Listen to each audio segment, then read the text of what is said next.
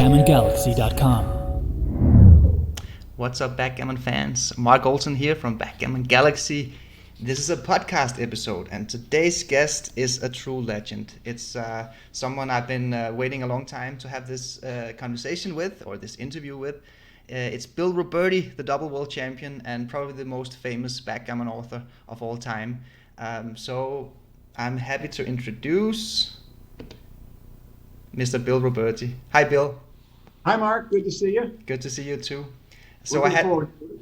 Okay, good. I was just about to say I did have the pleasure of having you join me in the analysis section on the UBC, and I had a really good time there, and I think the viewers really enjoyed it.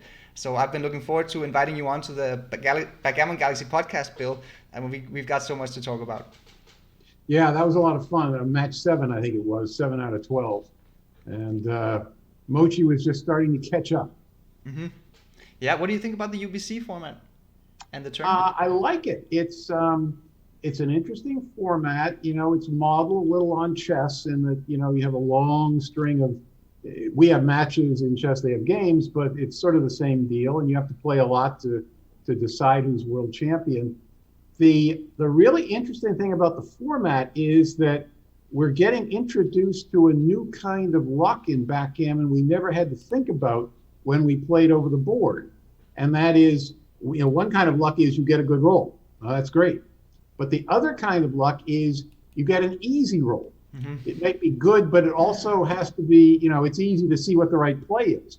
Whereas you can also now get a good roll, but a very hard roll to play because the best play isn't obvious. It's just that there's several good alternatives. So you can get a roll like that and your winning chances in the match go up, but your PR chances may go down. That's true. And I mean, that they do play over 12 matches, so hopefully it can even out a little bit, but it's completely true that we get to see this new element. I mean, that's probably not a good feature. It's probably more of a bug of the system rather than a feature. But I mean, it's still remarkable that you have number 1 and number 2 on the BMAP rating list, and it's the same 2 players who qualified to play in the UBC final, and it gets down to a PR difference of 0.1 in the PR average. So I mean, some coincidences gotta be deciding who wins that title, I guess, when you got 2 so strong players at the final. Yeah, that's right. Yeah, Mochi won, I guess, by a solid margin at the end, but yeah. He did. It was pretty much a coin toss, I would say. Yes. Yeah. I mean, there is also a little bit of randomness in this idea of getting the PR point and getting the win. You can get probably a little bit more lucky with the win, but and in the end we had Mochi winning more PR points, but Hideaki playing slightly lower average PR. So again, I mean, probably beforehand you probably take the lower average PR, but as it folded out or ran out, it did what you wanted to do, in that if one player has a distinct advantage in PR, one player is definitely playing better, he's not going to lose this format. Yeah, at least it's incredibly unlikely. Yeah. So of course it has some randomness when it's 2 of the probably maybe the 2 best players right now playing. So yeah, that was a lot of fun. And probably very different from back in the days when you started playing, Bill. So that's one of the things we need to talk about here. Tell us a little bit about your backgammon career. How did you get started, and what motivated you and all that stuff? I got started in a very interesting way, and it's a funny story. I had learned how to play in '72, just after the Fischer-Spassky match. I was a chess player then. I was a chess master, and chess was my thing. And I was chatting with a friend of mine from New York, and he was telling me about this new game, backgammon, that a lot of the chess players in New York were taking up, and it was very exciting. And Paul McGreal was the best player, and he taught me how to play that day. He showed me the moves. And I remember my first key backgammon insight, after he'd explained everything to me and the idea of getting consecutive points. I said, oh, the best opening roll must be 6-1 because you make 3 points in a row. And he said, well, not quite, but you know, you're thinking that's good. But I played a little and didn't really get it. There was only one good book out there, which was Jacoby and Crawford. And that book you could read it and you could get some ideas, but it didn't make you a significantly better player by reading it. So I I played a little while, a month or two, and then I gave it up, went back to chess and kept doing stuff. But then in 76, something more interesting happened. At that point, I was 29. I had done about as much in chess as I was going to do. So I was looking for something new. And I had dinner with the same guy who taught me how to play. It was now 4 years later. And he told me this news story about how his girlfriend, he had come home one night, his girlfriend was sitting on the bed counting piles of money. And she had won the money playing backgammon at the Cavendish Club in Boston. And I knew this lady, and she was a 1700 chess player. And I was pushing on 2300 at that point. So I said to myself, 1700 player wins piles of money playing backgammon. What happens if a 2300 player takes up backgammon? So I got motivated. And the other good thing was I immediately went out to bookstores, bought lots of books. I bought every backgammon book there was, which is now about 20. There'd been a huge boom in backgammon publishing in the 73, 74, 75 period. And I read them all, and I tried to sort them out in terms of, which books appeared to have been written by somebody who knew what they were talking about, and which books were just drink, just garbage. And I ended up with, I picked 3 books that at that time were, I thought, the author knows what he's talking about. One was Barclay Cook's Cruelest Game. The other 2 were the first 2 Tim Holland books, Beginning Backgammon and Better Backgammon. And then about a month later, Joe Dweck's book came out, and I read that and said, okay, this guy goes in the list. And then the rest was clearly, nothing worth reading again, except there was one book that puzzled me because I couldn't figure out if it was, brilliant, state-of-the-art new stuff or garbage. And that was Backgammon for Blood. Backgammon for Blood. And who was the author of that one? Bruce Becker, who he turned out to be a lawyer from upstate New York. He was advocating basically going to back games and playing ace point games and all this stuff, and playing very super pure, more pure than anybody in Europe was playing. And eventually I consigned that to the garbage pile, but that took a while. Okay. But I worked on those books, and then I just started, I taught all my friends at the chess club how to play, and so we had chouettes pretty much every night, and for tiny stakes, like 25 cents a point or something. But that was my start, and after that, I just kept playing and studying and playing and studying, and eventually worked out my own study methods, including rollouts and things. But that was how I got started. Okay. We're gonna get more into detail about how you evolved your skill. But just a couple of questions here for what you already told us. These books back then, I know the titles of these books, but I haven't read them, and it's a mistake. I would love to read these old books. And one of the features I love about your books, and even your newest book, is that you keep making references to some of these older books and older players and all. So this range of books that you read back then, how much did they differ in strategy advice? Because nowadays we've all kind of converged towards the same, what can you call it, balanced computer strategy. But back then, I guess there was a much larger spread in the advice that you got from the books. Yeah. Tim Holland, who won the first 3 world championships, he was closer to modern play than a lot of the other guys back then. Whereas Cook was a super purist. Cook would not split his back checkers. He said if you split him, you get blitzed and blah, blah, blah. So he was slotting, doing this and that. Dweck was a little more like Cook, but a little sounder. We would call him a better player today.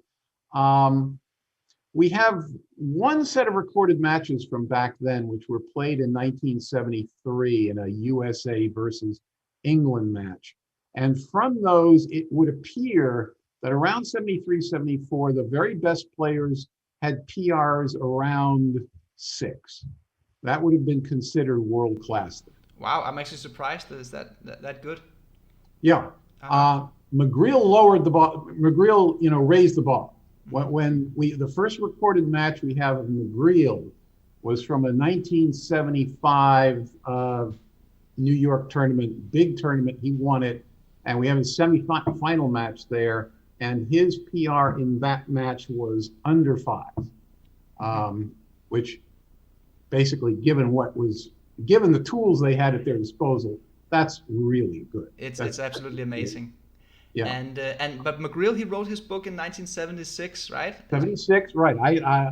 Dan Harrington and I got the first copies of that book to arrive in Boston. We've been waiting for months because it was well known that book was coming out. Mm-hmm. And at that point, I had about 10 months of backgammon under my belt, as did Danny, because he and I kind of just talked backgammon all the time. He was a poker player even then, but he was very interested in backgammon back then. So I had a sounding board to bounce ideas off of.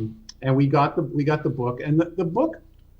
Here, my reaction to the book was very encouraging, because the book basically told Danny and I we were on the right track. That, you know, a lot of what he was explaining we had already figured out on our own. There was plenty of new stuff there, but from that I came away with the idea that after 9 months of studying, I was, you know, making real progress. I was on the right track to a style that, you know, we would call pure today, but not crazy. He wasn't doing weird stuff. He preferred slotting the 5 point to splitting his back checkers and things like that. He correctly labeled a lot of opening rolls as toss-ups. The biggest error in the early part of the game that would stand out to a modern player was he totally rejected making the 2 point with 6-4. He just thought that's a weak point. Yes. And that was the prevailing wisdom. Nobody except beginners in those days were making the 2 point with 6-4. And the idea that the only person who thought that was a really good idea or equal to the other ideas was Tim Holland. And I didn't rediscover that fact till I read his book when I was writing my first book on the openings here that you've got. I mentioned this in there, that he called the 3 possible plays of the 6-4. He said these are all equal, and he was right. Mm-hmm. And that put him ahead of the other players of that time who just didn't think that making the 2 point could be right. Yeah, it's super interesting. And for the viewers who follow this channel, they know that I already made a video breaking down McGreal's opening theory. So I went back in his book, and he actually split up his opening chapter into 2 chapters. One in the basics part, which was the first part of the book, and one in the later, more advanced part of the book. It seems to me that the first part of the book was maybe part of an original book, and then the latter part was kind of what he eventually came to be the Bible of Backgammon, or whatever you want to call it, or Backgammon. I think that's exactly right. Yeah, okay. The first 5 chapters were, I don't know if he actually got it published or not, but they were going to be a separate book for beginners. Okay. And then he rolled that into his bigger project, so it was one large book when it came out. Okay. Had you read the first book? That section's written earlier. Had you read the first part of the book before you got the full copy? No, I hadn't. I think it was never formally published, but there was a manuscript that circulated in New York a little bit around 1975. Okay. But no, that book just landed in our laps as this 400-page tome that you just had to study and study and study. Yeah. And you said that you and Dan Harrington already figured out some of the ideas on your own. You remember which ideas it was? We were generally decent players. We didn't split as much as players would now. So the mix of games that we played had more ace point games and more back games in them, and fewer blitzes. But aside from that, we were playing okay.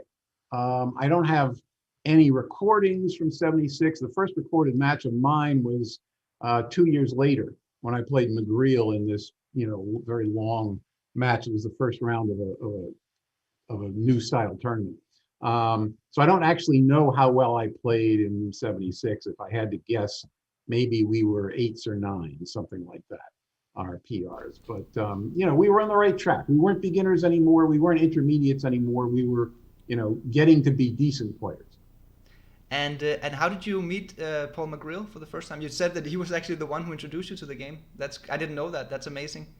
Well, I met him in 1968 in a chess match. My college, it was an Ivy League chess match between the various Ivy League colleges in the Northeast, and he was playing for Princeton, I was playing for Harvard. So we played. It was a dull draw. It was a wretched game, but that was where I met him, and I'd been warned by a couple of my friends at college. They had known him in prep school, and they said, "This guy's a genius. Watch out for him. You know, he's going to be good." And at the time, my chess rating was higher than his, so I wasn't impressed. But okay, but it was a relatively even match. We played to a draw, and I didn't see him again until 1977. He came to Boston for a New England Backgammon Club tournament, gave a little lecture. That was the next time I saw him. And then the first time I played him was the year after that, 1978. Okay, wait, maybe I got something wrong then. So he wasn't the one who taught you the game. That was another guy. No, that was a friend of mine in Boston. Ah, okay. Sorry, my Yeah, bad. Okay. that's right. Okay. Who was from New York and knew that backgammon was a big deal in New York in '72. So he actually taught me the Okay. move. So that means that you read Paul McGrill's book, and you kind of remembered him from your chess match back 8 years earlier, Oh, and I then you remember met. it very well. Yeah, yeah. Okay. And then you met him again the year after in '77. '77, he came and gave a lecture, nice lecture. I think he played in our nightly tournament that day. And then, like I say, a year later, they started this invitational tournament of 16 players, where the finals are going to be in Las Vegas, but the first round was played around the country. And they picked all the top American players, except they knew there was a backgammon group in Boston that was very active, but they didn't know who the better players were. So they sent a message to the lady who was running the New England Backgammon Club and said, "You run a tournament and pick a player who's going to be in this big tournament." So they set up a very grueling tournament of 16 people. Each round was best 4 out of 7 9-point matches, which basically took a day to play. And I won that tournament, so I got to be the Boston representative in this tournament. And lo and behold, my first round match was against Paul McGrill, who was then world champion, and he just won a famous. He and Roger Lowe had just beaten Joe Dweck and Kumar Mudakasis in this colossal 61-point match in Athens a couple of months earlier. So this was a big deal. I was pumped, needless to say. I was very excited, and but I knew this was going to be my opportunity to kind of see, could I hang with these guys? Could I, how I'd gotten better. Danny and I had both gotten better in those 2 years, and this was my chance to find out. It was my first match against a known, top player. Okay. And another funny thing about your story here is that you said that both you and McGrill were studying at Ivy League universities and meeting in a chess match, and you both went on to become backgammon players. Did you go pro as a backgammon player, or did you? And by the way, what was your degree? Oh, it was in applied math. Applied math. My favorite courses were probability and statistics, which turned out to be very useful when backgammon came along. Okay, but talk us a little bit about your 20s. So before the backgammon really took off, what was your life like there? Did you work as a mathematician, or what happened there? No, I had a bunch of jobs. I ended up as a computer programmer, which was very unsophisticated in those days compared to now. I mean, we were writing in Fortran and COBOL and antique languages by modern standards. But I made my day job was a computer programmer, and then when I discovered backgammon, the whole rest of my week was just backgammon. Before that, I just played chess a lot and played in tournaments and did this and that. I was okay. I was a master. I won the U.S. championship at speed chess at one point in 1970. But it was clear to me that fairly early on that I didn't have what it took to be a grandmaster, and I wasn't going to make a living playing chess. So I was looking in the mid 70s. I was looking for something else to do. It wasn't going to be chess, even though I still liked the game.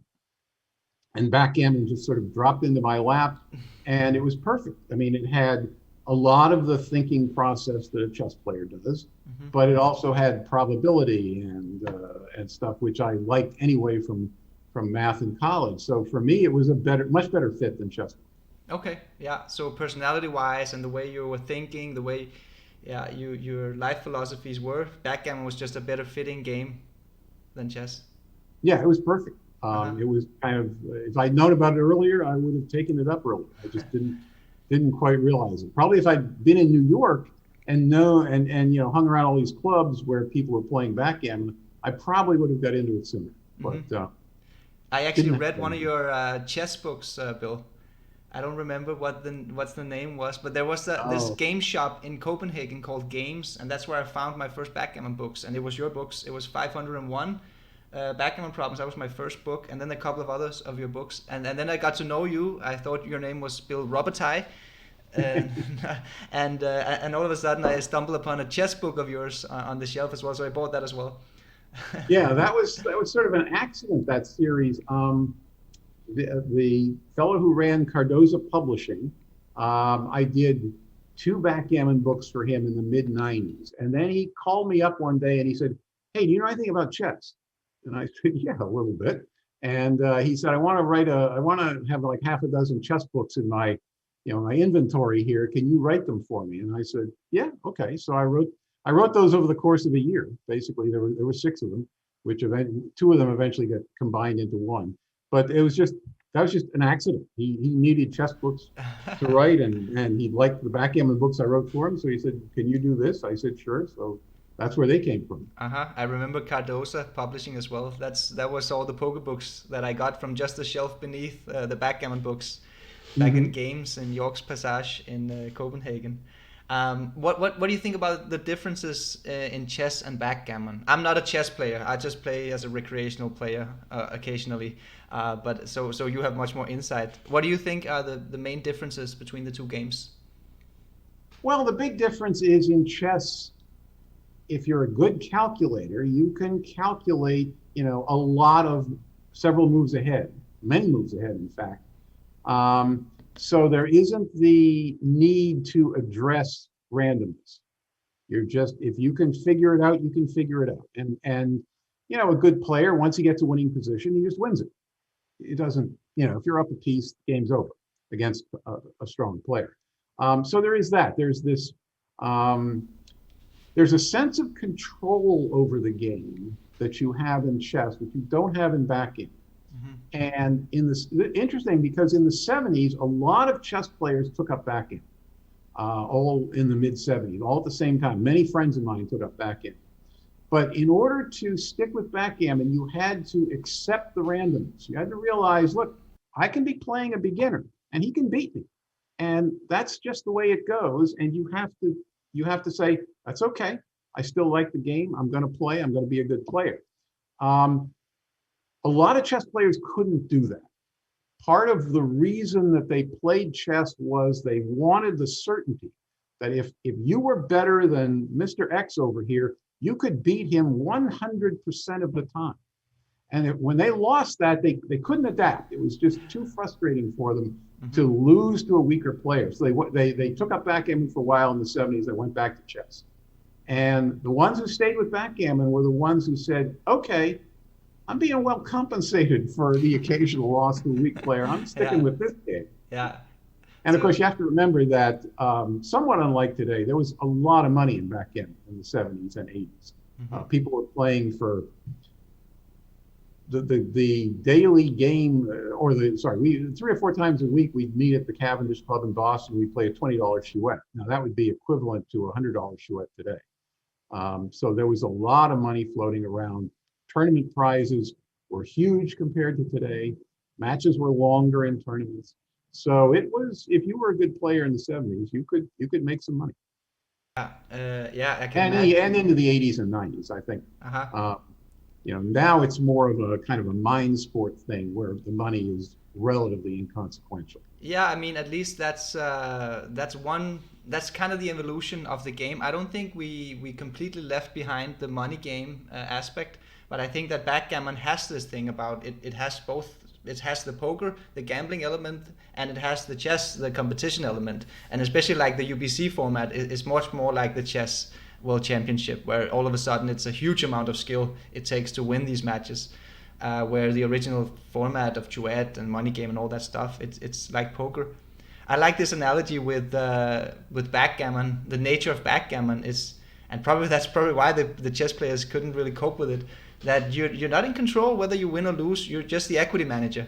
You're like a hedge fund manager placing good bets, and hopefully you'll win 55% of the time. And that's right. In essence, you're an investor. You know, you're taking your skill and you're using it, but you know something can always come out of the blue. Some dice roll can beat you. Yeah. So you have to be okay with that and say, I'm a percentage player. I win X% of the time. I'm happy with that. That's fine. Now, the one skill advantage that they did have back in the 70s, they played much longer matches in tournaments. You know, the first tournament I won in Boston in '79. There were 128 players. We started at 15 points in the round of 128, and the final was 23. Nowadays, 15 points in the final would be considered a long match. But virtually all big tournaments in the 70s had, you know, finished with 25 points or 23 points or something, and started somewhere between 15 or 17. That was what a real tournament was. And you played without the clock, right? That's something that was introduced no clock and no side events. One reason you could have long matches was, you know, the director wasn't, you know, promoting 6 or 7 different side events at the same time. So this was it. You went to a tournament, you played the tournament, and if you wanted more backgammon, you played chouettes on the side. I guess it kind of incentivizes more money game and duet action on the side rather than all the side events. Completely. Side events basically killed the chouettes at tournaments. That didn't happen for a long time. That started in the 90s, I think. Okay, now we made a little comparison, or not. You told us a little bit about how you see chess. It's more computational, basically, and backgammon is more like a game of economics. Which, by the way, I like your new framework in your new book with seeing backgammon as a kind of like a balance sheet of a company. But I'm getting ahead of myself here. That's something I want to talk about after this. Okay. So you talked a little bit about chess. What about poker? Because all of a sudden you're one of the most selling authors in poker literature. How did that happen? Well, okay. And by the way, I'm referring to it starts with Dan Harrington. Yeah, I'm referring to the Harrington on Holden books, of course, for the viewers who don't know. He was always a poker player starting in the early 70s. Starting for him, I think in college, he played poker. And I never at that point had much interest in poker. Once I discovered backgammon, I sort of had no interest in poker, except, you know, my friend plays it and he does well, so that's great. And then in '96, he won the World Series of Poker, which made him very famous in the poker world. And then we get to 2003. And one day my wife bought a copy of TV Guide, which was an American magazine that gives you all the schedules on TV channels. And she said, hey, there's this poker tournament on the Travel Channel Wednesday night. You and I ought to watch it. And, you know, I patiently explained to her how poker on television was boring and you couldn't see the cards, you know what was going on, and blah, blah, blah.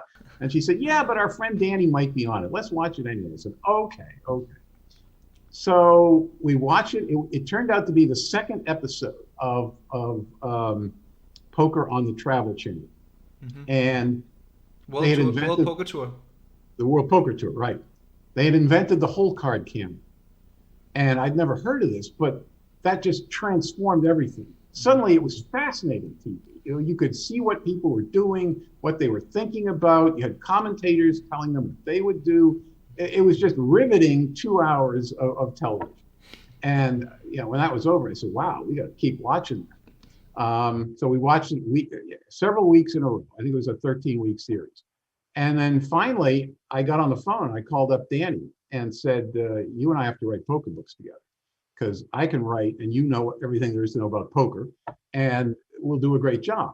And he mulled that over. You know, part of him said, I don't want to give up my secrets, but part of him said, gee, this is going to be, we both realized poker was going to be suddenly huge. He said, this could be a real opportunity. So after a couple of weeks, he called me up and said, let's do it. And I got to say, he was the best co-author you could imagine to work with. I had no problem writing, but I didn't know anything about poker, and he had to teach me. Um, and I played lots of online poker and stuff because I knew I had to get better so that I could write better.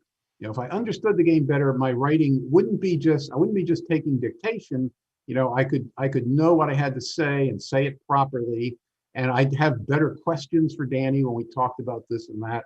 So it all kind of fed into each other as I got to be a better player.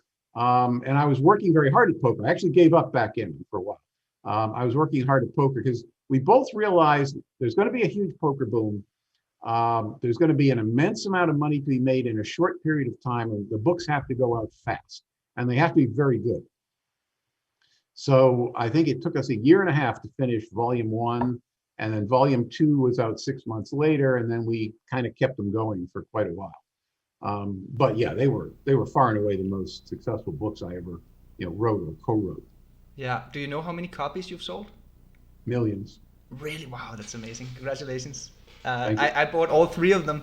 I believe it was 3 volumes, right? There were 3 volumes of Harrington on Hold'em, and then we did a couple of cash game books. Then we did a couple yes. of other books. There were 7 in all told. Okay. The 6th and 7th, sold very little compared to the first 3. Yeah. But they were all good sellers. At one point, Amazon keeps a top 10 list of bestsellers, and at one point we had 2 books in that list. Of all books? Of all books, right? That's of insane. Of all books, there were 7 Harry Potter books because they had just released a new Harry Potter book, and they re-released all the others. So that was 7 of the 10.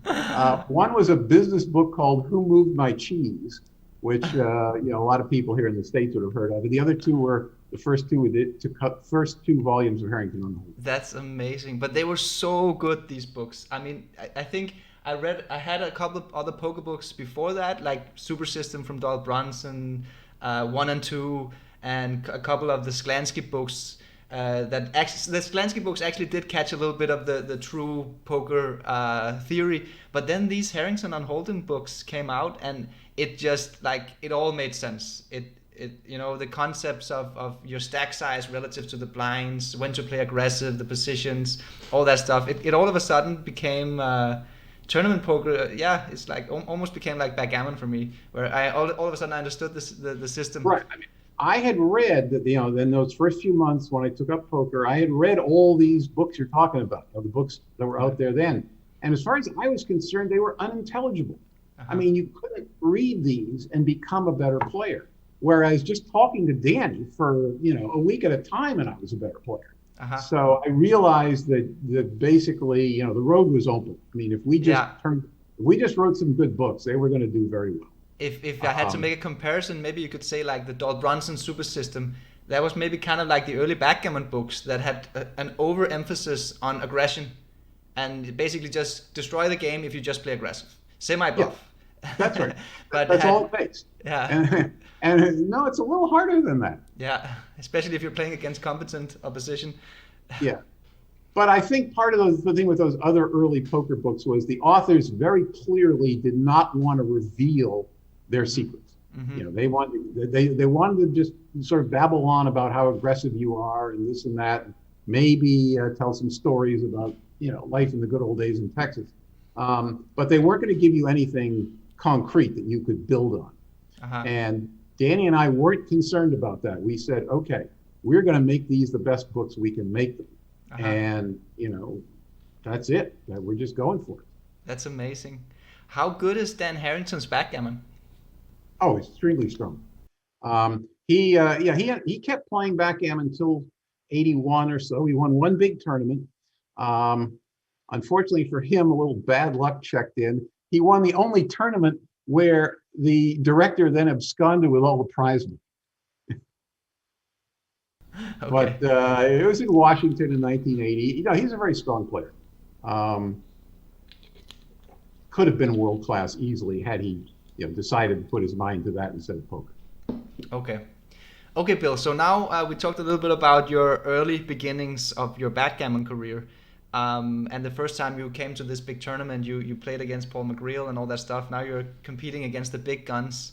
and that was like late 70s, was it? 78. 78. 78 Okay. was my first, match against a good player. And then in Uh-huh. 79, I won a tournament in Boston, which was my first sort of big international type tournament. Yeah, okay, so talk us a little bit through what happened there in these years and what, because eventually you went on to win two world championships in, was it 83 and 87, right? Yeah, So, that's so right. what happened in these years and how did you evolve in your Well, career? I started out, I was just playing and trying to figure things out. And then eventually, within the first year, I got the idea of rolling out positions. And this was, for me, this was crucial. Um, and it started in a funny way. It actually started with Backgammon for Blood, because in that book, Bruce Becker is telling how you don't split your back checkers and blah, blah, blah, and you don't want to get blitzed. And so when we tried playing some of that style, we discovered we're playing a lot of ace point games. And we didn't know, suppose you're playing an ace point game and someone doubles you. Is it a take or a drop? Trivial question today, but in 1976, we didn't know. We just said, maybe it's a take, maybe, because we saw that the side bearing off against the ace point game left lots of shots and often got hit and blah, blah, blah. So I said, well, I'm just going to play out an ace point. I'm going to set up a kind of prototype ace point game, play it out 100 times and see what happens. And what happened was my results showed clear pass. And that was like a piece of hard knowledge, something. It wasn't just, I didn't just have a vague impression. I actually had data that said, here's what this position is. And so I got addicted. In the chouette I was playing in, for example, when someone split their back checkers and you rolled double fives and made 2 points and they danced, and you doubled and they passed. That was thought to be a pass. Whether you had, started out running with 6-4 or just split the back man, whatever. If you dance and you had a 3-point board, people pass.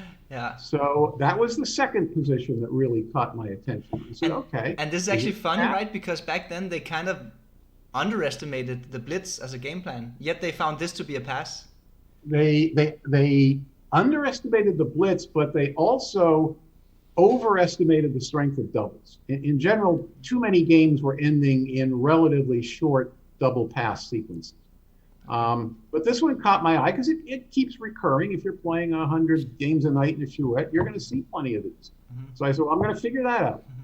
And what I discovered was if you run with 6-4 and he rolls double fives and you dance, it's an easy take. It's a double, but an easy take. So now this led to a bonus. So I go in the next few sessions at the Cavendish Club, and sure enough, that position comes up. The box doubles. Two of my partners pass. I take, and Danny, who knows what I'm doing, also takes. So Danny and I take, and the other two pass. And the guy in the box says, "You're crazy to take that." And I said, "Want to play it as a prop?" And he said, "You bet." So Danny and I, after the game was over, Danny and I went off with this guy, and we played it as a prop, and needless to say, cleaned up. Yeah. It was an easy day. Yes. And that incentivized me to do more rollouts and learn more stuff. And I remember very early on, I was looking at a position where somebody bears off 13 checkers, then gets his other 2 checkers hit, a coup classique. And then the board gets closed. What's that position?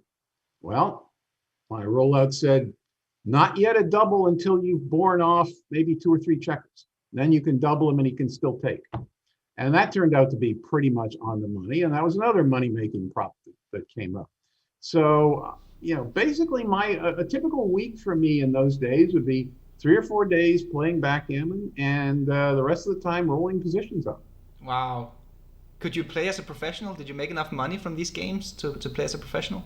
No, I decided, I was making, some good money from them, but I decided I'm going to keep my day job for a long time. I don't want the pressure of having to play backgammon for money on me. I was earning enough money to comfortably pay for my apartment and, live okay. And backgammon was just what we would call now my side hustle. Yeah, okay.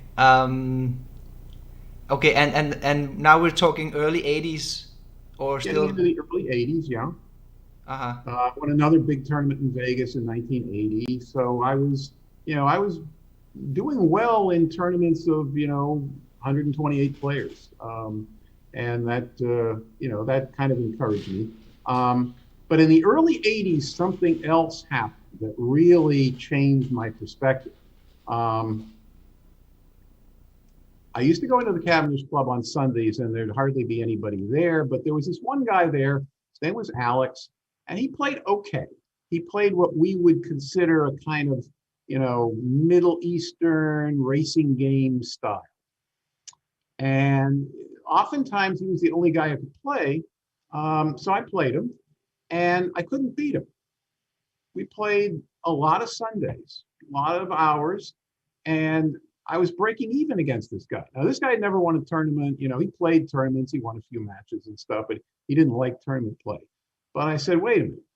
I've won big tournaments. I play the pure style. I do all this stuff that's supposed to be state of the art.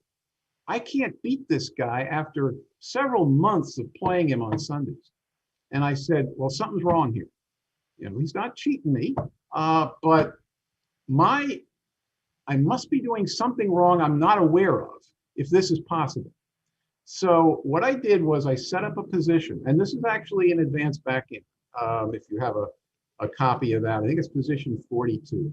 I set up a position where one side has escaped both back checkers, the other, and has done nothing else. In other words, he's got like 5 on the 6, 4 on the 8, 6 on the mid. That's his position. The other guy has a perfectly pure position with 2 on the 20, 1 on the 24, the 5-point mid on his side. So by everything we thought about the game in those days, I'm supposed to be a favorite in that position, holding both 5 points, got a catcher back on the 24. The other guy has nothing, has absolutely no structure at all. I'm supposed to be a favorite. So I rolled that up 200 times. The guy with the racing lead and no structure is like a 65-35 favorite. And that was, when I came back with that result, I said, okay, I got to rethink this game. Purity is not all it's cracked up to be, and you don't want to fall behind in the race if you don't have to. And getting your back checkers out must be a big deal. So over the course of a year or so, I kind of rebuilt my game along, those lines, and in a direction which nowadays we would just say, well, of course you did. That's the right way to play. But it wasn't considered that way then. The New York style was the style, and if you were a good player, you played like that. Mm-hmm. And so I was basically leaving that behind and moving on. A year later, I won the world championship. So I figured, I guess I'm doing something right here. This is okay. Totally. But my approach to the game actually got its own name. It became known as Boston style, where somebody with a good record played this sort of simple style of play, not like the New York style, which was the right way to play.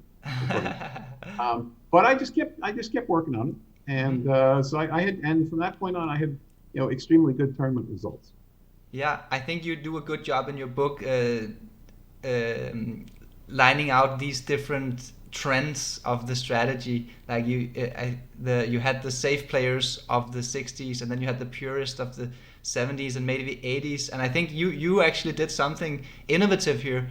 You brought the game strategy back into a little bit more balance and closer to the optimal strategy by making this realization that it's pretty good just to play safe and not get hit and don't fall behind in the race.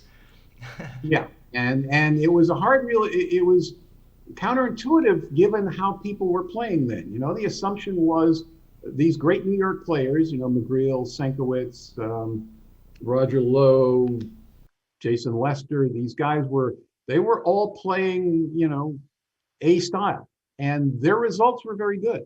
So there was no particular reason to just say, maybe I should move away from this. You're doing well, you want to stick with it.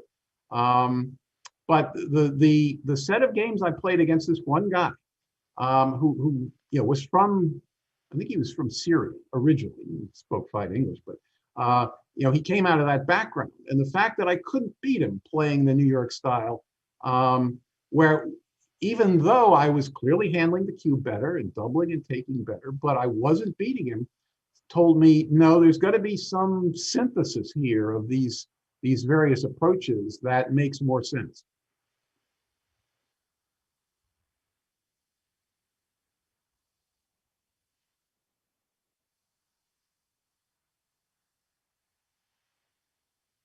Oh, absolutely.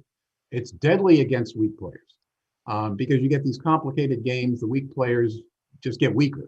They just sort of completely lose the thread of things. So yes, if you know that's who you're playing, a pure style is great. Complicating the game is great. But by that point, early 80s, you were getting a lot of good players. A lot of people were taking. Mac Ballard was coming out of the West Coast, and he was pretty strong.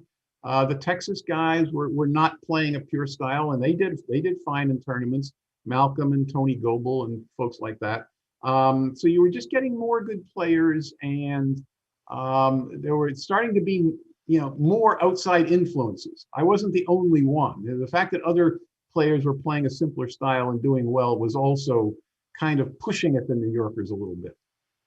Yeah, one of my areas of interest is AI algorithms and statistical models, and it's funny to see how a system can be learned, because what happened here with the elite players over the 60s, 70s, 80s, you're kind of evolving the game, and the 70s style probably was a evolution to the opposition that they were facing, these weaker players, and you have this, it's kind of like a reinforcement learning system. And then all of a sudden you have the synthetic reinforcement learning, which was the first AI algorithms using this TD learning. Gerald Tesaro, who invented the first Backgammon neural net using the TD, temporal difference learning. Temporal difference learning, a reinforcement style learning. And all of a sudden it just converges, like the computer just, and nowadays with the current hardware we have, you can just solve the game in an hour. But we had decades of evolution happening here. That's right. Well, Tesoro called me in 1990, and he said, "I'm working on this, this computer program for backgammon. It's using something called neural net technology. Can you come up and play some games against it so I can see how it does against a real player?" And I went up there, and I think the first session I played 30 or 40 games, and I beat it, but it clearly had some real ideas. It wasn't just the other programs of that period, which didn't use a neural net approach, they were all hopeless.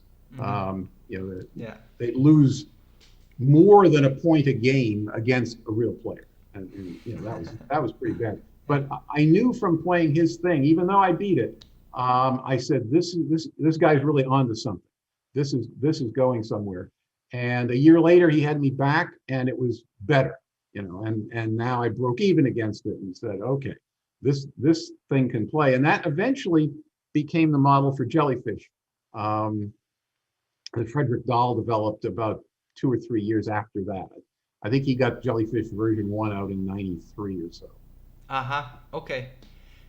So I assume, you told us about this story in Modern Backgammon, that the one you just told me here. First of all, Tesaro is an AI legend.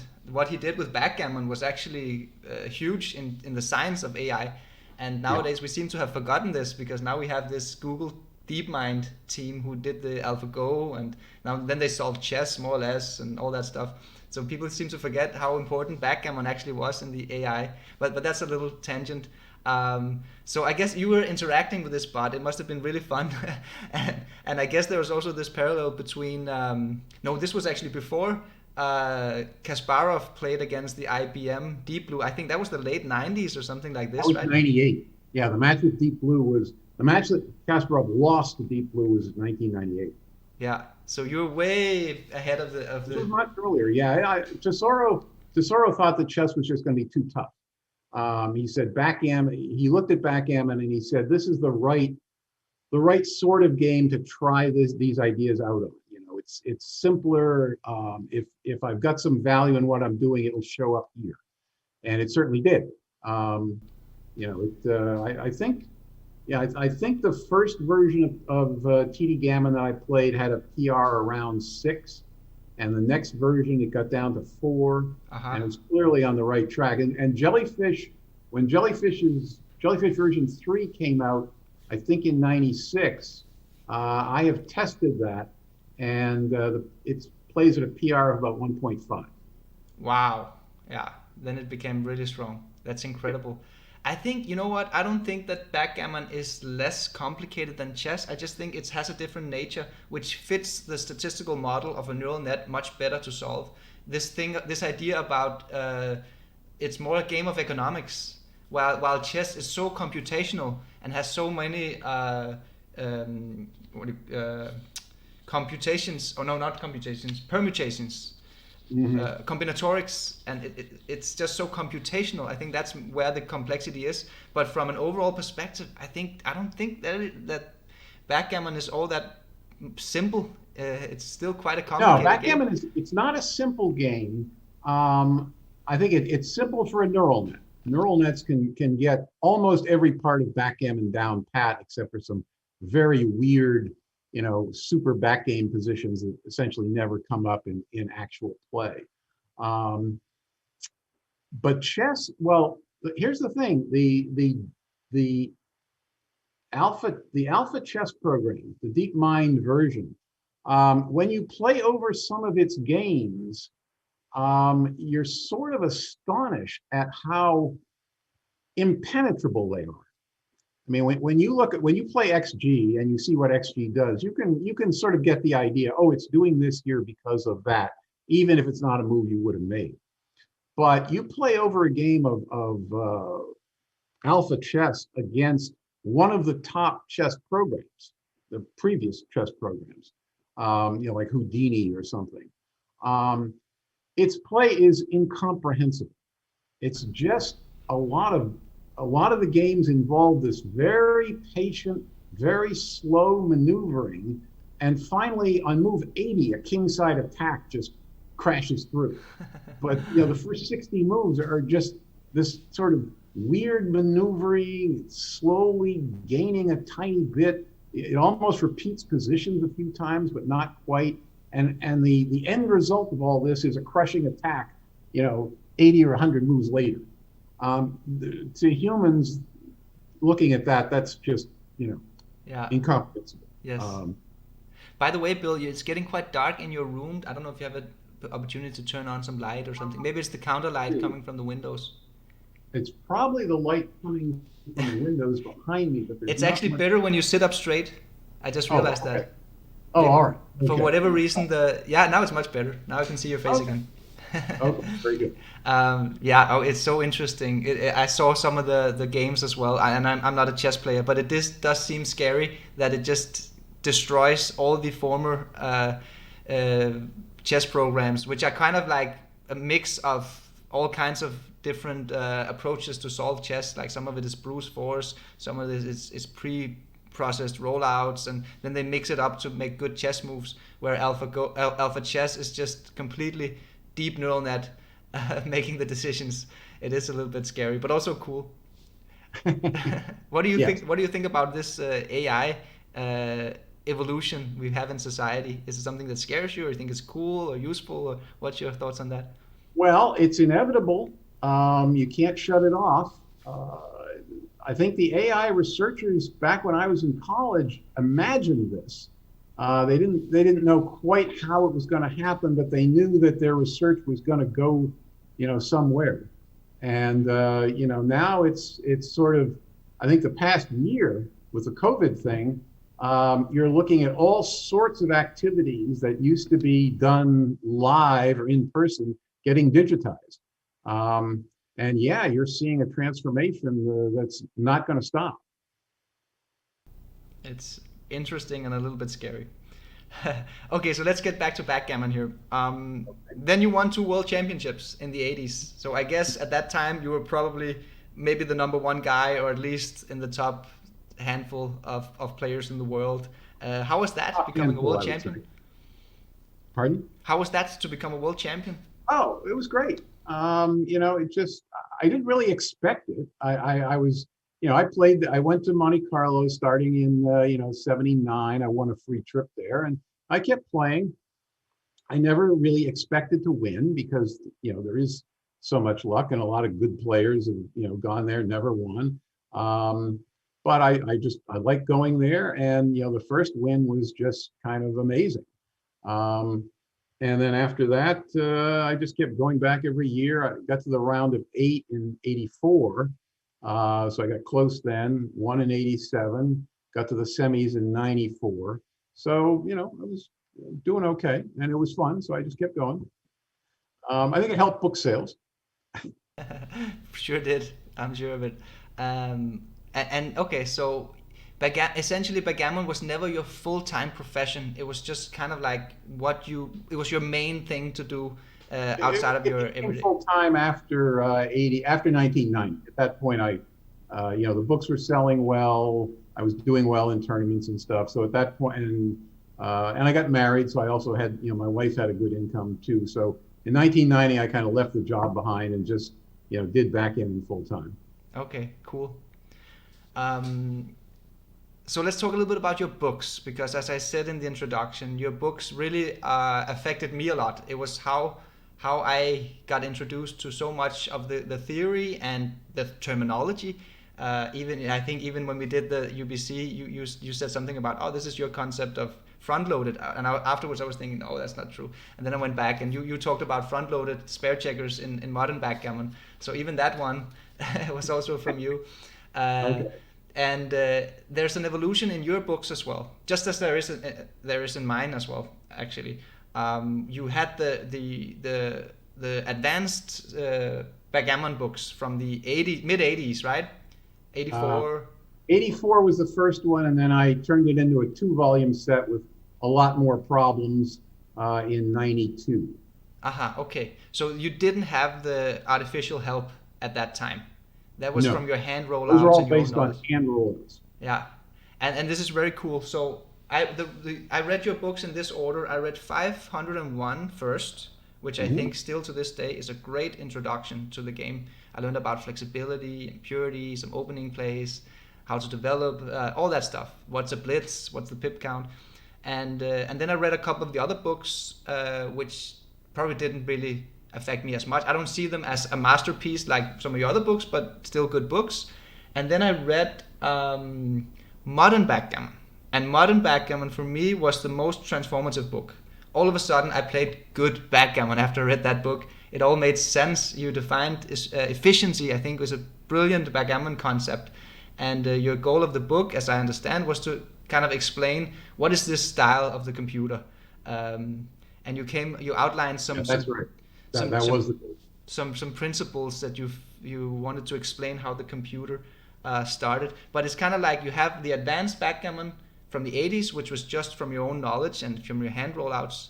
So obviously it has some mistakes. Like my advanced books here, the way I read them was I took notes and wrote down with a pencil like all the computer rollouts on every single position, and I tried to Hmm. figure out where the positions that you got wrong, why you got them wrong, and all that stuff.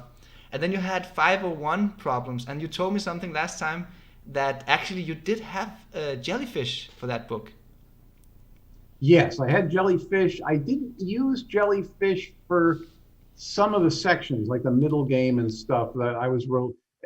Don't forget, jellyfish wasn't universally accepted when it came along because it didn't play back games well.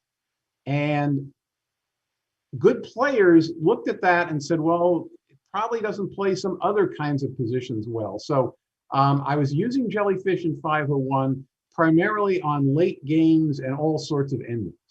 Um, the middle game parts, I used it some, but sometimes I just went with my own instincts at that point. This was 97. Snowy wasn't out yet. Um, Jellyfish, well, I should have trusted jellyfish more than I did because it was better than I thought it was. But I wasn't doing that. So the middle game parts of 501 in the first and second editions, there were some bonehead plays in there, which got fixed in the current edition that's currently out for sale. Okay, yeah. And I think I can also see a difference in the way I reread your book several times, and even up to this interview, I did a little preparation, reading through some of your books. And I think there's also a difference in how you explain the game, actually. Correct me if I'm wrong.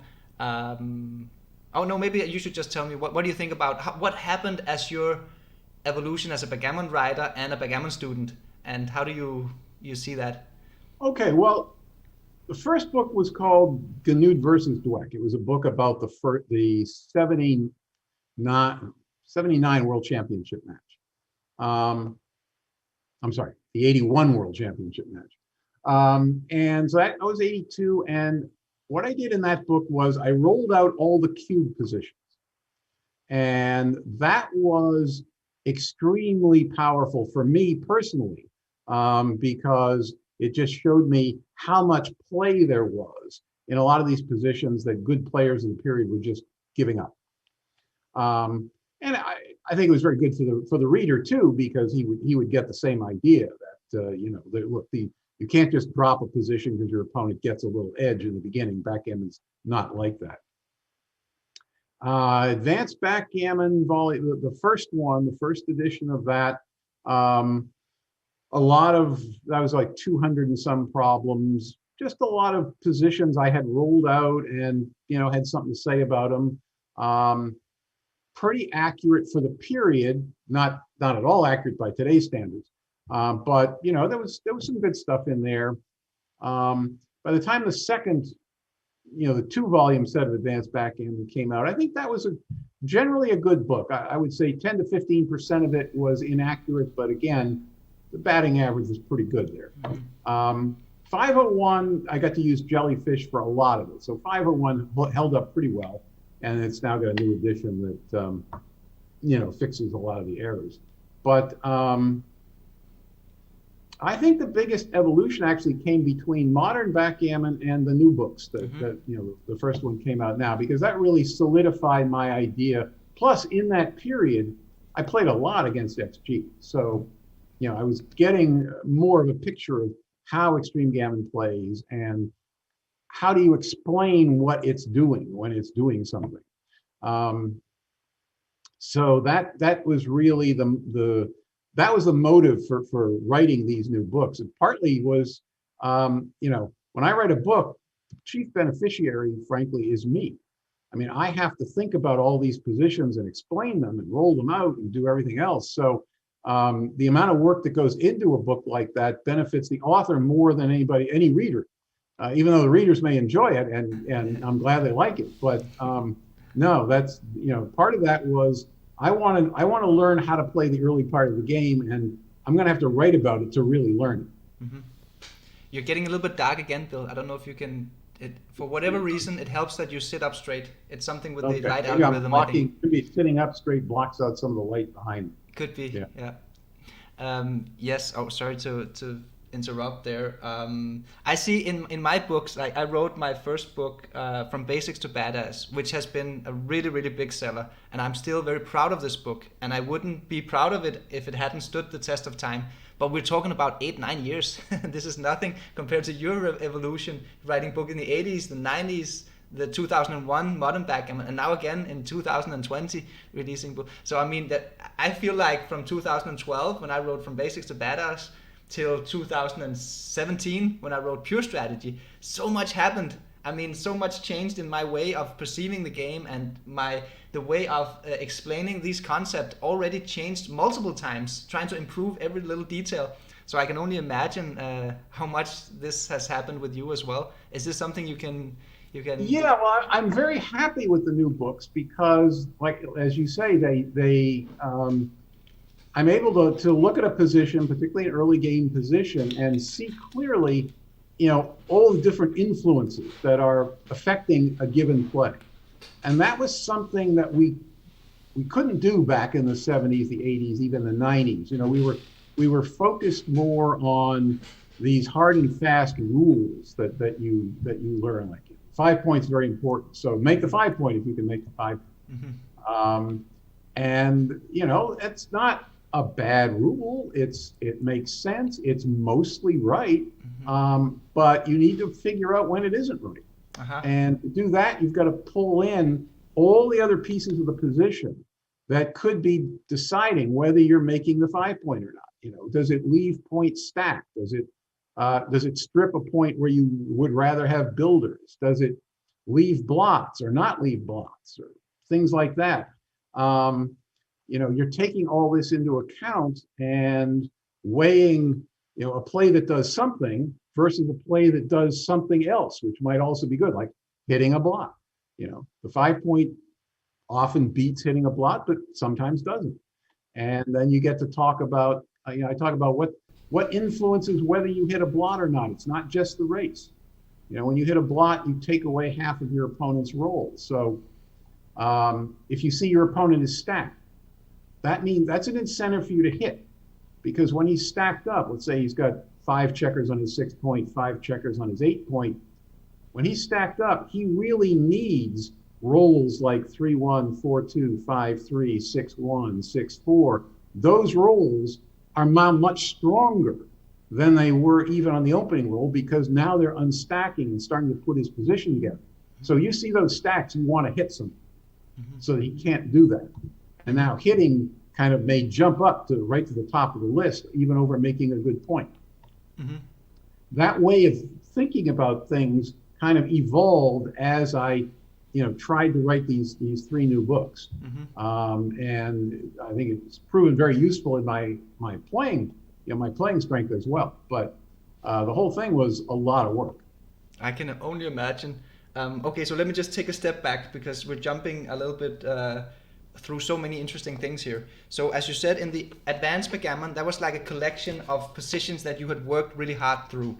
So there was not really a system or a philosophy yet. It was just like more of a position by position basis. Am I right? That's right. Yeah. Advanced backgammon was just 400 problems that at some point in my chess career, my backgammon career up to that point, I had decided either I rolled this out or I'd solved it mathematically or something, and it would make a good problem book. So it's simply a collection of essentially just unrelated problems. Yeah. Okay. But obviously, there isn't any overall philosophy to it. And very obviously well selected positions. That goes without saying. I think what I learned from this book, it didn't improve my game as much as, for instance, modern backgammon did. That was a game changer. But what I did learn from this one, and I by the way read this one after I read modern backgammon, which I think is probably a better way to do it, is I learned the way of thinking tactically about backgammon. So for instance, breaking down a position into the 36 different dice outcomes, or even 1296 different sequences that can come, and make estimations like this. So that was a useful skill, and I got this from this book first, and probably a couple of other things.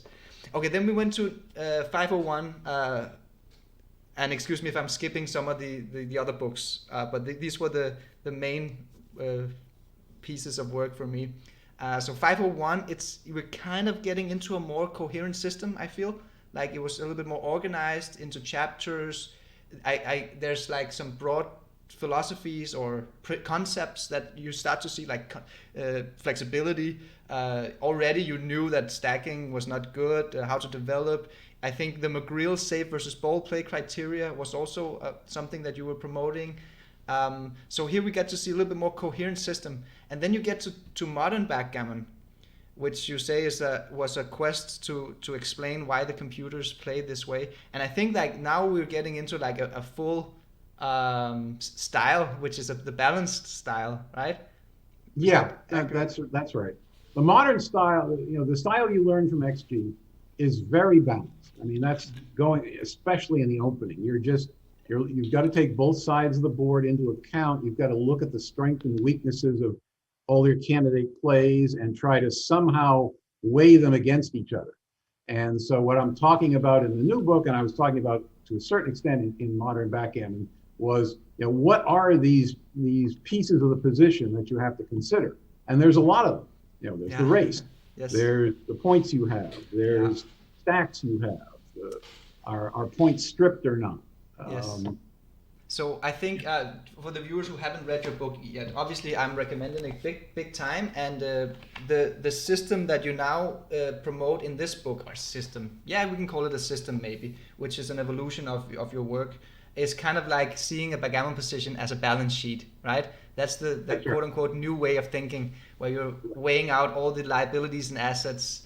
And I love the way, for instance, you explain that each additional checker on a point has a diminishing return. So the first spare checker is an asset. The second one is also an asset, but not quite as much. And the third spare checker, that's a liability. Yes, big time liability. Yeah. And sometimes you make plays just to get rid of that liability. Mm-hmm. In the introduction, there's a position after each side starts with 3-1 and makes their 5 point. And now you roll a 5-3. And now all of a sudden, most players would have simply made their 3 point with that. But, I go into some great detail there to show what's wrong with that play. The 3 point isn't that you've made a new point, you traded points. You had the 8 point.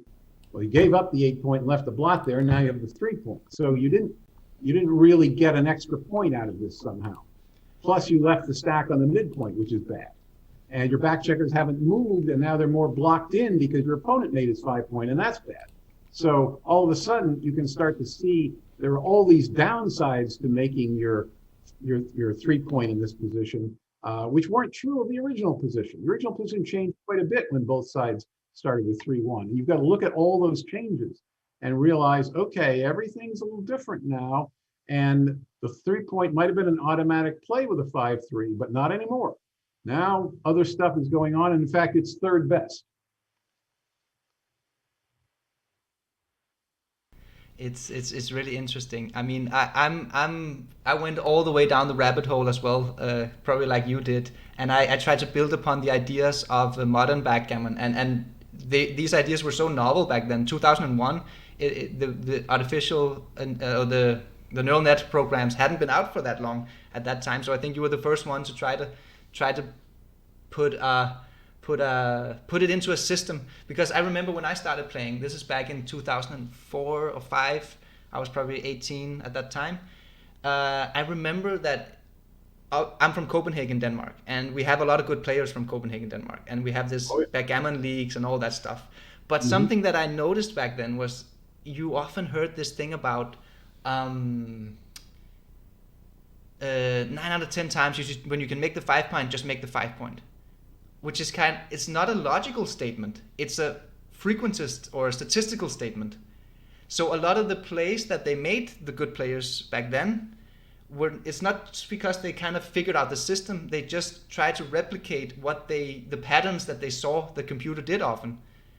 And I was never really too happy with this way of playing. Of course, I incorporate a little bit of statistics in my decision making as well, because we don't have full knowledge. So when I face a decision, I'm aware that maybe I'm not completely understanding this position. So I do incorporate a little bit, but I was never satisfied. I wanted I wanted a coherent system to make a human heuristic framework in order to make good logical decisions over the board that made sense. So this, I don't know if you're familiar with this kind of thinking, this statistical thinking in decision making. Yeah, I am. I think, one way to see the problems that people have with backgammon is actually just to look on the backgammon strategy section on Facebook that you guys are running. And if you look at the questions beginners ask there, you can kind of see what's wrong with their approach to the game. There are a lot of positions that get posted, and the general idea is, I know I'm supposed to make the 5 point, and I made the 5 point here, and the computer says it's wrong, and how can it be wrong? And you get that over and over again.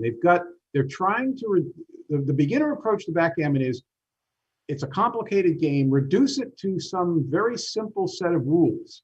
Follow the rules and you'll be a good player.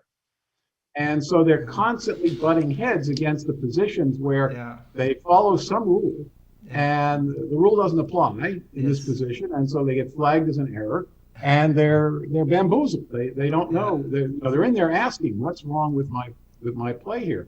And it comes up in all parts of the game. You know, you're coming home against an anchor, clear from the back.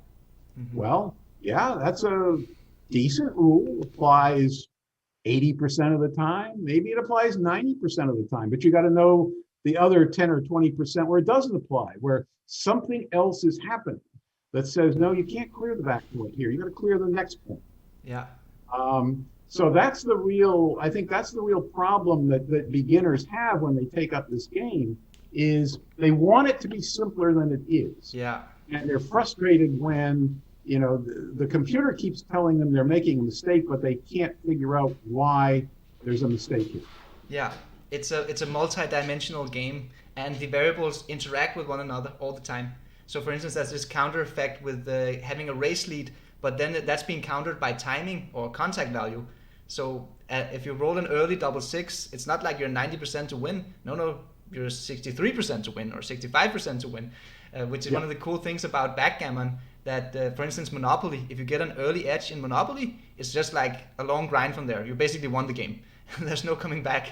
But backgammon has this balance of the contact that you can turn the game around, and I think it's so well equilibrated a game. Okay, Bill, I want to get a little bit nerdy here, because this is now I'm going to share with you and the viewers a little bit about how I interpret your interpretation of backgammon theory, and you can kind of correct me if I get anything wrong or if you have anything to comment and stuff like this, okay? Okay. So let me give it a try. I'm gonna take modern backgammon as the starting point, and I know, of course, you have evolved your ideas tremendously as well, and when you wrote this book, you were basically on the forefront of all players in the world, I would say. So the idea was try to explain this balance strategy of the computer, and you outline four main concepts. You outline efficiency, connectivity, non-commitment, and robustness. And of these four, I applied this. I just adopted. I didn't really think critically in my early stages of my career. I just adopted it, and I thought it was beautiful. And then all of a sudden, I started to evolve my own system, and I started to think critically, and then I was like, I think Bill, there's something wrong here. He didn't really go deep enough, because some of these concepts, they're pretty good, but I wouldn't say they are fundamental, you know. For instance, connectivity. I mean, do you want connectivity if you're behind in the race and you're playing a holding game or a back game? Not really, right? It's like no. So that was also it's like, no, that's not. So now you don't want connectivity. But then another position where, for instance, the opening game, splitting with a 4 to make an anchor, that increases your connectivity, and that's really good. You can escape. It also does a lot of other things, good things. So that's a position where you want connectivity. So what's this? And then efficiency. Okay, efficiency, that's a good concept. That's probably as close as universal a concept as a concept can become. Also because it's a little bit of a broad concept, and I think you actually make it very broad in your 7 rules of efficient play, because each of these I actually break them down into smaller concepts. But efficiency, I really liked that this utilization of checkers, utilize them to the maximum with a minimum risk or cost. That's a beautiful concept that can be applied in almost any position. Then you had non-commitment, and this one actually really annoyed me for a long time, because I didn't really understood. I kind of understood the first level of it, which I disagreed with, but then when I understood the deeper level, then I actually love it. So let me try to elaborate on that.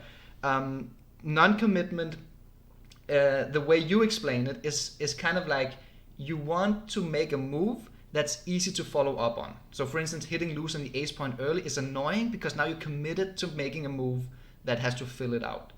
Okay, fair enough. But is that one of the 4 main concepts? I don't really think so.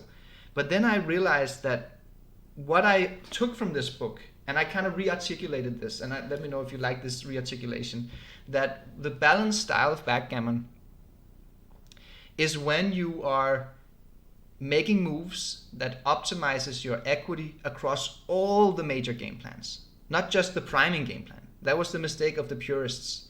They pursued too much risk in the other game plans in order to pursue the prime and not just like the 60s safe player. They ignored the prime and they just tried to race. And maybe that's actually what non-commitment is, that the computer is not just focusing on one game plan. So it's not just this about following up and committing yourself to make a move, but it's also not committing yourself to a game plan, and this idea of maximizing across multiple game plans. What do you think about that way of articulating it? I think you have the idea there. The part of what was going on there was a reaction to what had been the dominant style for most of my backgammon career up to that point, where it was all about priming. And if it's all about priming and you're always looking, how can I make my prime, however difficult it might be, you tend to lose sight of things like the position of your back checkers. Maybe you've rolled a number that's not really suitable for continuing to work on your prime, but it gets your back checkers going. So that's good. You have to be you want to be open to that and not get fixated on a plan that frankly changes from role to role. When I give lessons to people, that's often the problem that comes up, in that I'll explain a position and I'll say, okay, right now the main thing we're trying to do is this and that. And then a role comes up and suddenly the plan changes. And people who are learning the game for the first time are very uncomfortable with that. And I say, well, you just said the plan was this, but now you're saying the plan is something else. Well, it's because the role told you you can't do that plan anymore. Now this role forces you to do something else. Good players do that more or less automatically, but for people learning the game, it's very difficult. Mm-hmm. They want to know what they're doing from role to role. Yeah. And if they have a plan, they want to keep carrying it out. Yes. And you have to. I think, is where non-commitment comes in. Just because you had a plan this role doesn't mean you're committed to it for next role. Yeah. And you also, for instance, you mentioned this in one of your books, maybe several of them, that a play that makes A and B is usually better than a play that makes C, even though A and B are both inferior to C on an individual basis. It's kind of the same idea that we're playing a balanced style. We're maximizing equity across multiple dimensions, not just one dimension. Okay, then I think modern backgammon, it makes sense that you chose these concepts, because I think that your goal was not exactly the same as my goal in pure strategy. Your goal with this book was probably more of explaining how the computer played to the existing backgammon population and how they interpreted the game. That's exactly right. Yeah. That book was made up from a lot of positions where the computer was doing something I wouldn't have done, or other good players wouldn't have done, or whatever. And I was looking to see what's going on in these positions that accounts for the computer's preference for that, as opposed to this other thing which seems, obviously, or at least immediately better. So I was looking to explain the subtlety in what the computer was doing, and that's where a lot of those ideas came from. Yes, I completely agree. That also, when I was then in my process of evolving my philosophy, my system, I realized a couple of things. I realized this thing about concepts, like for instance the 4 concepts that you outline. Let's take connectivity as one, which is inarguably is a very important backgammon concept. But the idea that it's not a concept all the time, and when is it important? What is it about it? And that's when in a parallel, I was studying the neural nets, and I was studying economics and learning how to do statistical models and stuff. And then I realized that the concepts in backgammon theory is actually a function of the position type. So if you just know which concepts are important depending on what position type you're in, all of a sudden it becomes a lot easier. So for instance, connectivity is not an important concept in a holding game if you're behind in the race. It just isn't. Right. You just want to maximize your contact value, or potentially anchor until you don't hold your anchor anymore. Yeah, exactly. And that's actually the case with all of the concepts that you can think of. Actually, So what I did in Pure Strategy is a book for those of the viewers who haven't read it. I tried to go even one step deeper and say what is the fundamental system, or again, backgammon is too complex. I'm just talking about a human heuristic framework in order to make coherent and good decisions over the board. So I went one step deeper and say, okay, so what are the fundamental things about backgammon? So for instance, structure. Okay, you can make a point, it's part of the rules, then you can block the point. Okay, that's pretty fundamental.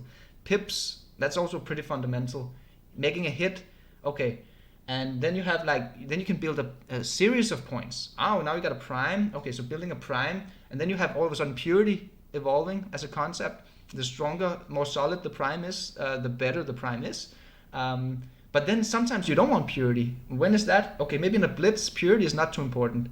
It's more about inner board strength and numbers that hits, or checkers on the bar, ammunition, checkers in the zone, blitz flexibility. Those are important concepts, but purity is not important. Timing is not really important either. So I started to evolve a system that was, so it was basically two things. It's what I call the value equation, which is just to evaluate the 4 main game plans for both players. Which when I evolved that framework, heuristic framework, all of a sudden I understood the game on a deeper level, that no matter what position you throw at me, I can more or less understand what's going on, and I can see what my game plan is, and I can give a pretty good estimation of whether I'm ahead or behind. And then the second evolution was this idea about the concepts are a function of the position type. And if I just study enough position types and I can identify the position types, I know which concepts to apply. And that was hugely helpful as well. Again, I feel like I built it on top of this, to be honest. This was where it all began, the modern backgammon. So I kind of tried to take it to a deeper level. And then there's also this one. This is a question, Bill. You have all these different ranges of backgammon books, not just yours or mine or whatever. We have many, many great backgammon authors, and they have all these different kinds of topics. It seems to me that your books were never really about match equity or mathematics. They were much more about where to put your checkers. Is there a reason for this, or is it, why is that? I think where you put your checkers is most important. The match equity stuff, I can do all that, and sometimes in a crucial match, I'll do it.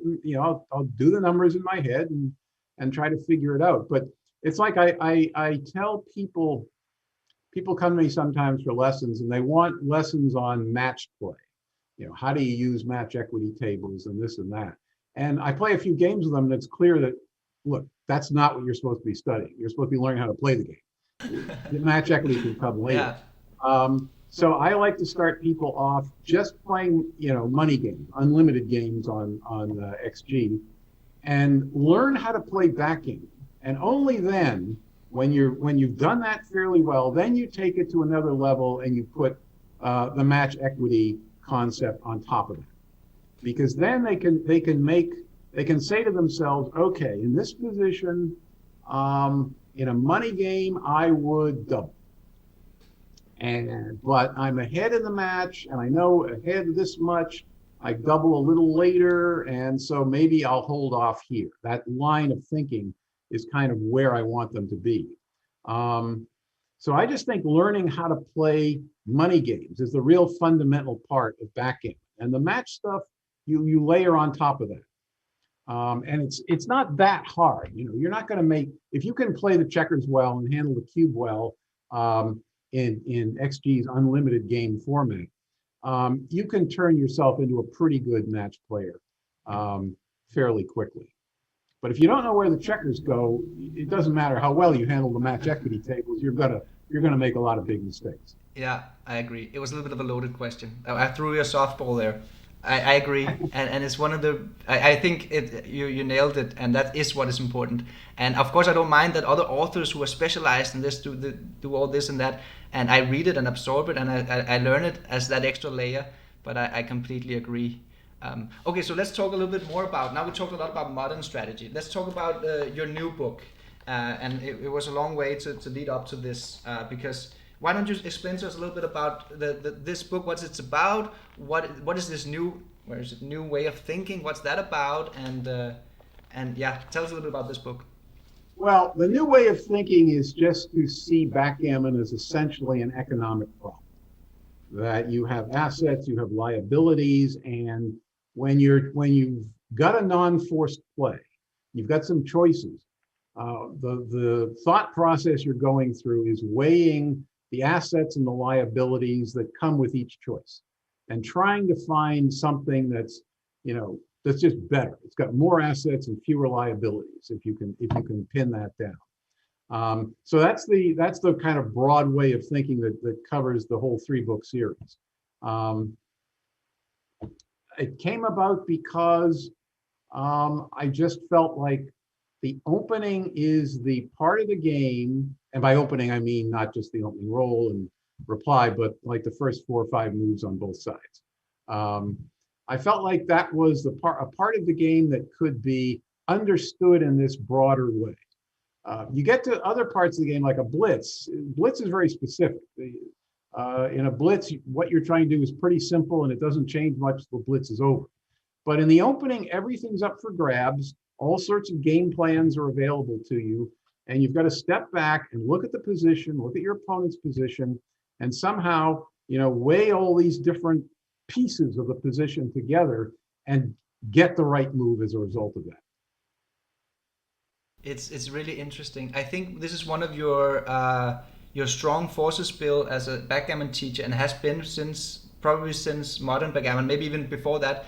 That it's the positions that you just mentioned there, the complicated positions, the positions where you have to weigh all these different factors. The positions that a neural net does really well because it can weigh these different assets and liabilities in a way that a human can't do. And when you get into it like a blitz situation, it's more specific. I have this terminology that I call the defined position, and a defined position is when one player has fully escaped his both back checkers to the midpoint or more, or you are in a very specific game plan like a prime versus prime or a blitz, where it's very clear that this is the game plan. And the defined positions, they're simpler actually because they're one step closer to the end of the game. And the closer you get to the end of the game, the more simple the game becomes to solve.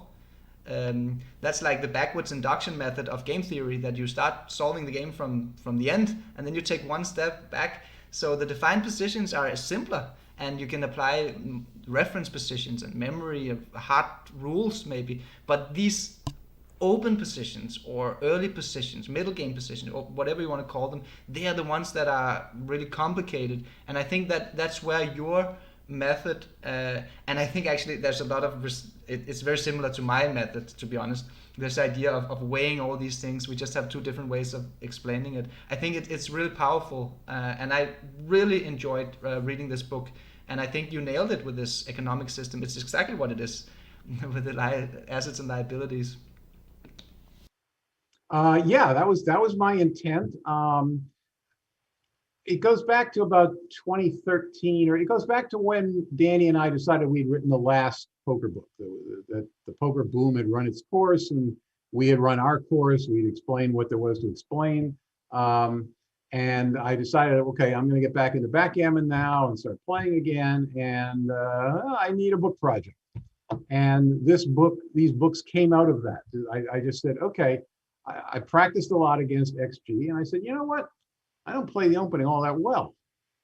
So I'm going to change that, and that's going to be the subject of these books. So I started just, playing games, collecting positions from the opening, filling loose leaf binders with, thousands of rollout positions, in the opening, and then whittling it down, organizing it, and here's the result. It's really cool.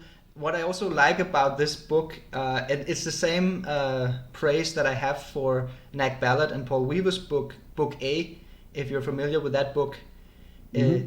It's quite similar to your book, actually. I think your book is just more comprehensive because it looks at all the opening replies and even goes a little bit further. But it's amazing how much backgammon knowledge you can deduct from studying the opening game, because it's the same neural net essentially that you use throughout the entire middle game. Of course, you're not gonna... If you can play the opening well, you can attack these other parts of the game with sort of some new insight. Each one has its own characteristic theory. Like learning the opening won't teach you how to play back games, but it teaches you how to think about the game in a way that you'll find some back game plays that you might not have found otherwise. For instance, a funny story is some of the eye-opening things I had from reading this book. Obviously, my opening game got a little bit tighter, like hit in the outfield with 2-2 after your opponent has rolled a 6-4, for instance. That's the exception. Then you hit because the builder on the 9-point is really active. So that's like, there were some of these things where it's more or less like I just get it refreshed and it's written in words, so now I can remember it.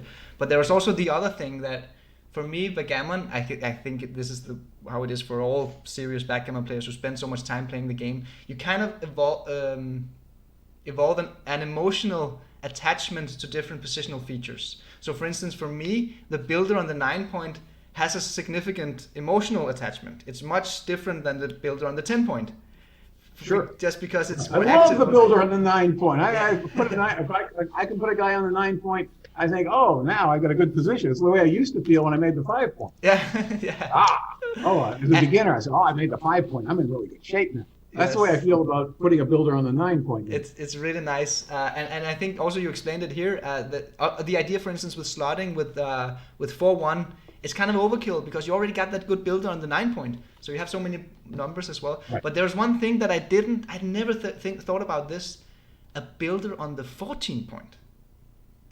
It's kind of like a builder on the 9-point just for the outer board, because again it diversifies your numbers well, and it works as a builder on all the outer points from the 9, 10, 11 points, and it's just a better builder than a checker on 15-point. It takes 3 mediocre rolls, 5, 4, 4, 3, 3, 2, and turns them into great rolls. That was something. I know we're getting really geeky here because this is such a deep. There are so many other things you should understand before you understand that a build on the 14-point. It was just something I wanted to share with you and the viewers, that all of a sudden I have an emotional attachment to a builder on the 14-point as well. So exactly right. That was cool. Okay, so what's the plan with the new book series? I only have the first one, by the way. Is the second one out yet? The second one will be out shortly. It's written. I've had one proofreading pass. I'm just putting in the rollout results at the end, then one more proofreading pass, and it can go to the printer. That's cool. I'm looking forward to it. The cover design made, the printer's ready to go. So I would expect to start selling it by the end of March. That's cool. And how will the viewers be able to buy this book? It'll be through the Gammon Press initially. www.thegammonpress.com, and eventually it'll be on Amazon, but I don't put it on Amazon for a while yet. The initial sales are all through the Gammon Press. Okay, we can put a link down below in the commentary section here for the viewers who wants to order the book. It's at least the first one here that I've read is highly recommendable. I really, really love the book. The second one has a red cover, and it covers Chapter 6 is on the 22-point and the 3-point. When you make those, when you don't make them, what you do when your opponent's making them. Then there's several chapters on, there's a chapter then on outfield points, and then finally several chapters on hitting loose in your home board, hitting 2 checkers, hitting 1 checker. What's Michi's express? Double tiger. Yeah, I don't use the term. I don't want to copy Michi's stuff, but that sort of play is in there. So that cover. And then there's a chapter on the ace point and the deuce point, when you make them, when you don't make them, what tells you to make them, and things like that. So that's basically book 2. Those sorts of things. And they are just dealing with the opening game as well? Oh yeah, this is 3 books on the opening. Amazing. That's all we're doing. And book 3, which it's also written, hasn't been typeset yet, but book 3 is slotting, splitting, running, hitting, and doubling. Awesome. It's the most comprehensive work that I know of on the opening. That's going to be the most interesting of the 3, I think. Okay. Got to save the best for last. That's amazing. Okay, Bill. We are already 1 hour and 39 minutes in, believe it or not. So maybe we should think about ending this lovely podcast here. I do have a couple of questions. So it seems that you were really good at what can you say, like catching the trend of backgammon and catching the trend of poker. You know, you did really well in terms of the trends and riding the whatever the zeitgeist is. So as we speak, you know, the Bitcoin is just running through to the moon. Is the cryptocurrency market, is that something you're going to write books about next? No, just from ignorance. I follow Bitcoin. I know sort of what's going on there, but could I write a book about it? You know, there's so many more things I'd like to write about backgammon that I think I'm going to have to leave Bitcoin to another author. Okay, it's a poor question. Okay, it was a pleasure, Bill. Thank you so much for coming on here. I hope the viewers enjoyed it as well. So, my pleasure. It was a lot of fun. Always good to talk to you. Yeah, likewise. I hope we get to talk to each other soon when you release the second volume. Maybe we I'm can. sure we will. Maybe we can do something again at that time. Okay. Thank you, Bill. Available. Thank you so Thank much. you. Yes. It's a pleasure. It was a pleasure. Just stay on the Zoom call. I'm just gonna make a little outro here to the viewers. Okay. BackgammonGalaxy.com. Okay, guys, that was the episode 3 of the Backgammon Galaxy podcast with the legend Bill Robertie. It was a pleasure. It was so fun and cool to hear all his insights, telling all the stories from the old days and how backgammon evolved. I learned a lot, and I hope that you guys enjoyed it. And if you did, you gotta smash that like button, make it turn blue, and click the little notification bell as well. Then you're sure to get the updates when every time Backgammon Galaxy YouTube channel releases a new video. And we're creating good content these days. So thank you guys for watching, and see you next time.